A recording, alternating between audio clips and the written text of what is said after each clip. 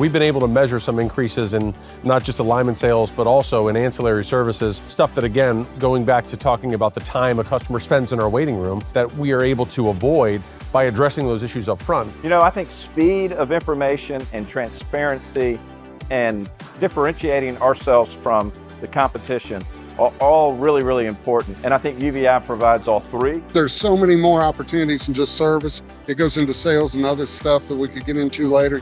But this is an absolute game changer for the car business. I thought it was just going to be a fixed operations enhancer, but boy, it is working its way throughout our variable operations as well, bringing customers in to get free inspections and appraisals on their vehicles. The best thing about it is they're constantly iterating, right? So it's getting better and better with software updates all the time, which is really, really important because the vehicles are changing all the time. So as this system continues to get better year after year after year, all it's going to do is provide a better experience for our customer and a better, more seamless experience for our employees to communicate to our customers. You can talk about the system as much as you want. Until you go see it, it's a whole nother story. You have to see how fast the system is and the customer reactions and how much time we're saving from not putting a car on the rack for 20 minutes. It's really good for the dealers to actually get a hands-on.